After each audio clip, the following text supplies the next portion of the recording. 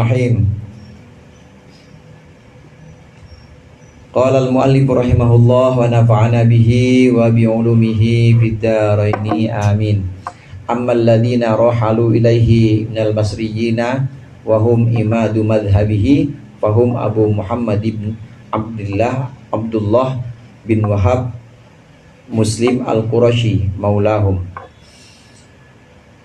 Adapun orang-orang yang berjalan menuju Imam Malik, pelajar-pelajar, murid-murid minal masriyina dari kota-kota, wahum imadu madhabihi, dan mereka adalah pendiri atau penyebar madhabnya Imam Malik. Fahum, yang pertama, Abu Muhammad Abdullah bin Wahab Muslim al-Qurashi maulahum. Ini adalah tuannya para murid. Yang paling pintar di antara muridnya Imam Malik namanya Abdullah bin Wahab. Abdullah bin Wahab. Kunyahnya Abu Muhammad, tapi dikenal dengan Ibnu Wahab. Ibnu Wahab di sini murid paling cerdas di antara murid-muridnya Imam Malik. Rawa an Malikin wal Laits bin Sa'ad wa Sufyan bin Uyainah wa Sufyan al-Thawri wa ghairihim. Ibnu Wahab, ini Ibnu Wahab di sini bukan Wahab Wahabi ya, jauh masanya. Ibnu Wahab ini muridnya Imam Malik yang paling cerdas. Dia meriwayatkan hadis dari Imam Malik dan dari Al-Laits, dari Sufyan bin Uyainah, dan juga dari Sufyan al-Thawri wa ghairihim dan lain-lain. Min tabaqati Malikin, dari sekumpulan atau dari yang seleting atau sepantaran Imam Malik. Wa tafaqaha bi Malikin wal Laitsi, dan dia belajar fikih dengan Imam Malik dan juga dengan Imam Lais. Rohala Malik sanata mi'ah wa thamaniyah wa arba'in. Dia menuju Imam Malik mulai belajar tahun 148 Hijriah. Walam yazal fi suhbatihi, dan dia terus mengikuti Imam Malik ila antufiya Malikun, hingga Imam Malik wafat.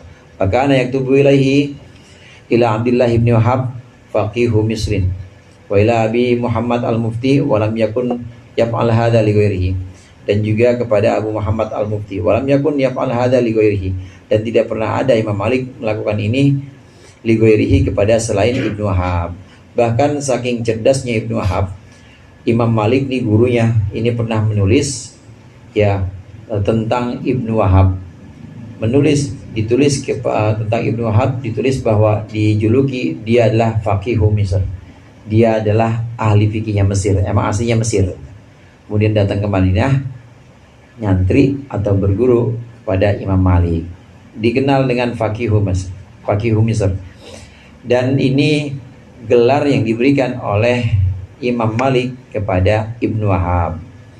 Atau juga tidak pernah ada satupun muridnya yang diberikan gelar ini, faqihu Mesir, ahli fikih Mesir. Faqala fi Ibnu Wahab alimun.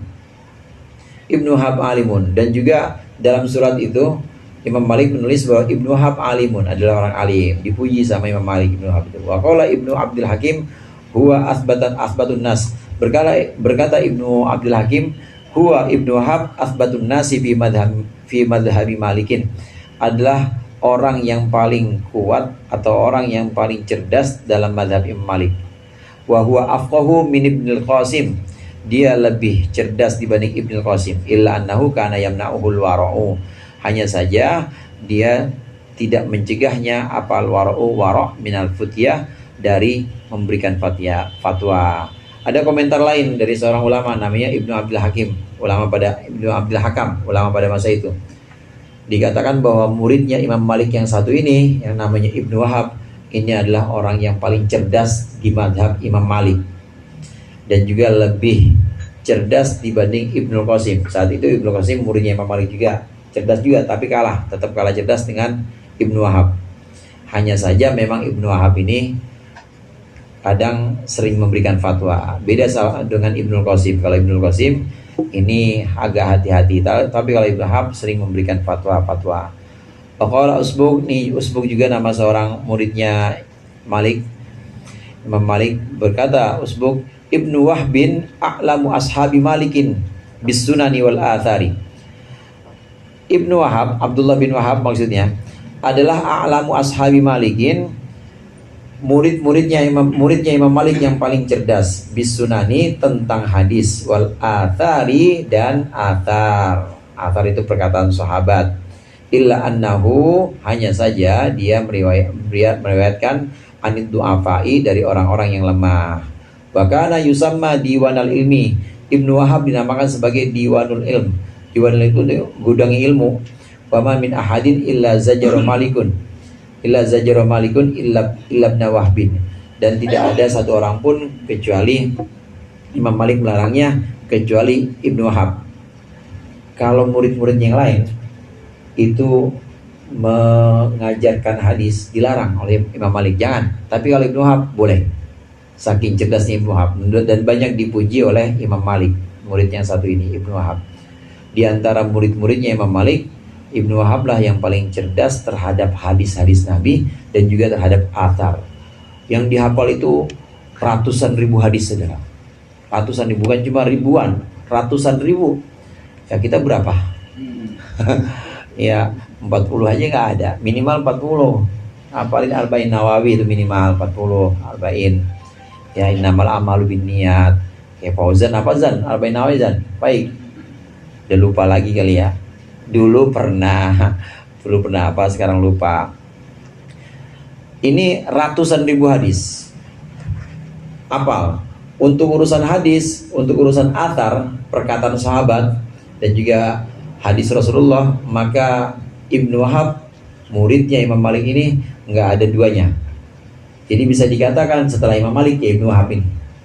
Cuma bedanya kalau Imam Malik riwayatnya, menerimanya dari rawi-rawi yang thiqah, rawi-rawi yang terpercaya, kuat-kuat semuanya. Tapi kalau Ibnu Wahab enggak. Dari kumpulan hadis yang dia hafal itu banyak, beberapa, enggak banyak, tapi ada beberapa rawi, beberapa periwayat hadis yang lemah. Riwayat hadis itu bisa lemah sebab dia melakukan satu kesalahan gitu aja. Misalnya dia pernah minum khamar sekali doang, habis itu tobat, tetap lemah hadisnya. Kenapa? Karena rawi yang ini pernah maksiat. Atau nggak minum khamar, nggak maksiat yang lain. Subuh kesiangan, saudara. Satu rawi hadis subuh kesiangan, maka itu rawi dhaif, rawi itu lemah. Nah, dalam periwayatan hadis, Ibnu Wahab banyak sekali menghafalkan hadis, dia menerima banyak hadis. Ya, dari Sufyan Ats-Tsauri, dari Sufyan bin Uyainah dan lain sebagainya tadi, termasuk dari Imam Malik. Hampir semuanya dia kuasai semua. Sampai-sampai kalau ngajar hadis, muridnya Imam Malik bilang jangan, tapi kalau Ibnu Wahab boleh. Cuma bedanya banyak sebagian hadis-hadis yang dihafal atau yang diterima oleh Ibnu Wahab ini, sebagian ada yang dhaif, ada yang rawinya itu dhaif, riwayatnya itu lemah. Disebut gudang ilmu. Ini Ibnu Wahab, murid paling cerdasnya Imam Malik. Fa innahu kana yu'azzimuhu wa yuhibbuhu. Sungguhnya Imam Malik itu benar-benar memuliakan Ibnu Wahab dan juga mencintai Ibnu Wahab. Wa qala Ibnu Wahbin, dan berkata Ibnu Wahab, laula annallaha anqadhani bi Malikin wal Laitsi la dhalaltu. Kata Ibnu Wahab, kalau saja Allah tidak menyelamatkanku bi Malikin, dengan Imam Malik, wal Laits, dan Imam Laits, la dhalaltu, maka aku akan sesat. Untung aja ada Imam Malik, untung aja ada Imam Al-Laits. Pada saat itu Imam Al-Laits juga yang pandai fikih atau pakar fikih pada waktu itu. Untung ada beliau berdua ini. Kalau nggak ada guruku ini, aku sesat, katanya. Faqila lahu, maka dikatakan kepada Ibnu Wahab, fa kaifa dzalika? Emang kenapa kau bisa engkau katakan seperti itu? Kenapa engkau pasti sesat kalau nggak ada Imam Malik dan nggak ada Imam Laits? Fa kaifa dzalik? Emang kenapa? Faqala, maka berkata Ibnu Wahab, aktsartu minal hadits fahayyarani. Aku banyak sekali menghafal hadis, memperbanyak hadis, fahayyarani, maka itu membingungkanku.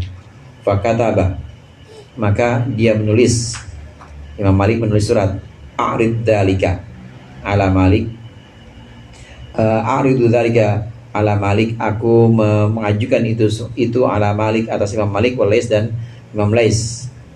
Fayaqulani, maka kemudian dua-duanya guruku ini berkata, khudh hadza wa da' hadza, yang ini ambil, yang ini jangan. Wulida sanata mi'ah wa khamsah wa ashrin, dilahirkan tahun 125 Hijriah. Wa tuwfiya bi Misra, wafatnya di Mesir tahun sanata mi'ah wa thamaniyah wa tis'in, tahun 197. Ibnu Wahab, murid Imam Malik pertama yang dijelaskan di sini, yang memang yang paling cerdas, yang paling banyak menghafal hadis, tapi tidak bisa mengistimbat hukum. Padahal hafal hadis banyak, saudara, banyak hafal hadisnya. Ini hadis belum, Quran belum, bacanya aja masih terjemahan, tapi udah berani nggak pakai mazhab. Orang mana tuh? Saya emang nggak pakai mazhab-mazhaban, saya mah langsung aja Al-Quran sama hadis. Nggak pakai mazhab-mazhaban, nggak bisa. Orang yang udah hafal ratusan ribu hadis aja seperti Ibnu Wahab ini masih belajar fikih. Belajar fikihnya, usul fikihnya kepada Al-Lais. Kemudian belajar fikih mazhabnya untuk mengistimbat hukum dari Quran dan dari hadis ini kepada Imam Malik.